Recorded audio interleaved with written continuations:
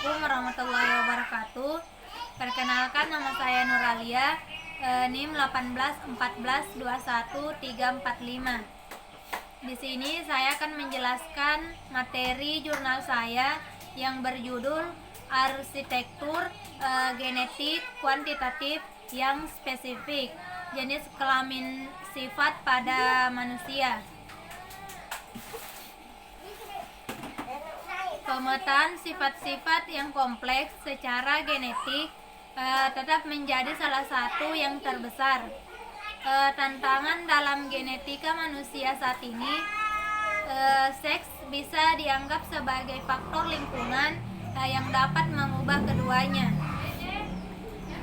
Penetrasi dan ekspresi dari berbagai macam sifat seks mudah ditentukan dan memiliki efek terukur kerentanan terhadap penyakit autoimun, diabetes, asma, kardiovaskular, penyakit kejiwaan, dan sifat kuantitatif seperti tekanan darah, obesitas, dan tingkat lipid.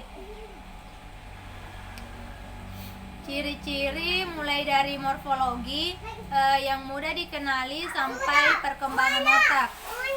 Untuk fungsi kekebalan diketahui secara seksual dimorfik. Banyak penyakit kompleks dengan ukuran besar berdampak pada kesehatan masyarakat secara seksual dimorfik atau berbeda, khusus penyakit pada jenis kelamin. Gagal membuat model untuk arsitektur khusus jenis kelamin dapat menghambat secara signifikan deteksi lokus kerentanan di layar lebar genom untuk kompleks sifat.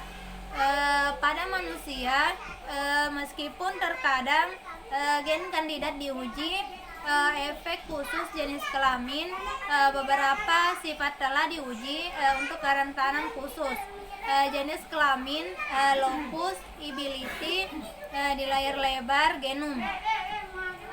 Ciri-ciri kejiwaan seperti autisme, neurotisme, dan gangguan mood, serta dimediasi oleh imun gangguan seperti penyakit radang usus,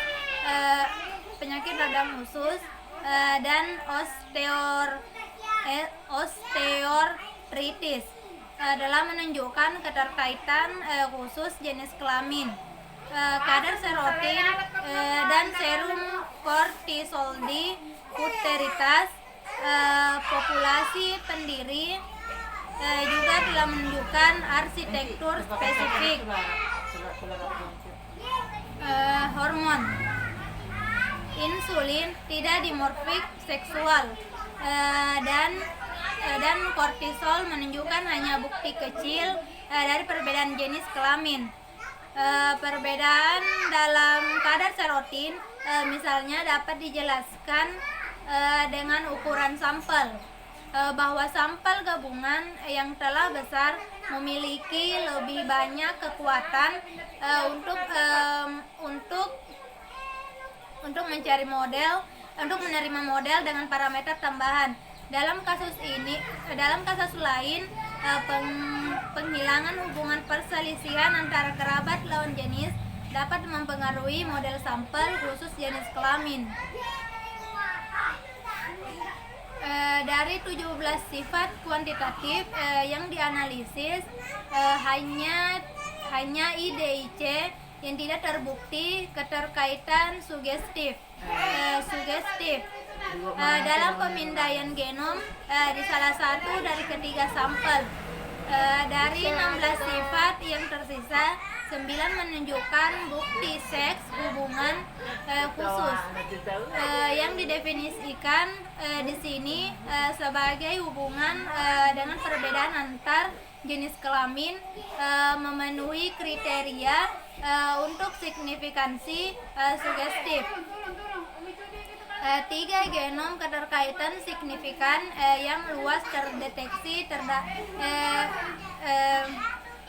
terdeteksi pada sampel khusus laki-laki. Namun adanya keterkaitan yang beda sinyal pada pria dan wanita tidak selalu berarti genotip interaksi seks. Efek genetik jenis khusus kelamin yang diamati di model organisme dan beberapa sifat kuantitatif yang dinilai pada manusia dapat digeneralisasikan ke berbagai macam kuantitatif dan sifat manusia yang berhubungan dengan penyakit. Dengan demikian, hasil ini memiliki implikasi yang lebih luas, memetakan gen sifat kompleks. Gagal menjadi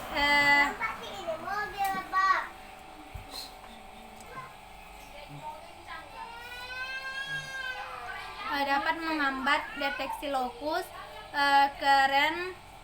kerentanan di layar lebar genom dan menggunakan pendekatan yang dimodifikasi dapat meningkatkan kekuatan kita untuk mengidentifikasi gen yang didasari sifat-sifat kompleks. Pengukuran fenotip, jumlah limfosit dan presentase limfosit per jumlah sel darah putih diukur dalam darah lengkap berdasarkan hitung darah diferensial. Analisis dimorfisme seksual dalam sifat yang diukur. Pengukuran seks pada distribusi sifat diukur dengan menggunakan analisis regresi. Analisis ini tidak dikoreksi untuk keterkaitan karena keterkaitan rata-rata tidak diharapkan untuk berkorelasi dengan seks. Signifikansi seks sebagai preditor dalam model regresi termasuk covariat lain yang diketahui dilaporkan. Untuk satu sifat, presentase memprediksi FEP 1 efek seks diperkirakan menggunakan pengukuran FEP1 mentah dan termasuk tinggi sebagai covariat tambahan. Sebagai FEP diperkirakan 1 dihitung berdasarkan jenis kelamin dan tinggi badan. Estimasi yang akurat tentang dominansi varian yang bertentangan dengan korelasi persaudaraan dimungkinkan karena pada dasarnya setiap pasang hutterit memiliki probabilitas bukan nol untuk berbagi dua alel IBD. Untuk menilai model paling sesuai, kami membandingkan informasi Bayesian kriteria atau BIC untuk setiap model dan digunakan uji rasio kemungkinan X pangkat 2. Menentukan komponen mana yang signifikan. Untuk memperkirakan signifikansi efek interaksi seks, kami mengevaluasi model dengan model berbeda efek poligenik pada pria dan wanita dengan korelasi antara kedua efek.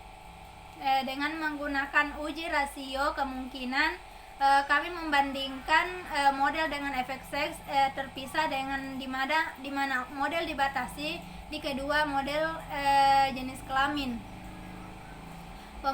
Pemindaian genom dilakukan dengan menggunakan homozigositas multipoint dengan metode keterkaitan keturunan atau HBD, dan signifikansi dinilai menggunakan uji permutasi. Metode keterkaitan menguji korelasi antara suatu wilayah mewarisi HBD dan nilai sifat. Kami menilai lokus empiris spesifik dan genom signifikansi luas menggunakan uji permutasi Monte Carlo. Tes ini membuat file genotip diperbaiki sambil mengubah nilai-nilai sifat dan memiliki keuntungan tentang nilai signifikansi tergantung pada karakteristik data genotip seperti sifat informatif, heterozigositas, dan ketidakseimbangan hubungan. Mungkin itu saja yang dapat saya jelaskan, kurang lebihnya mohon dimaafkan. Assalamualaikum warahmatullahi wabarakatuh.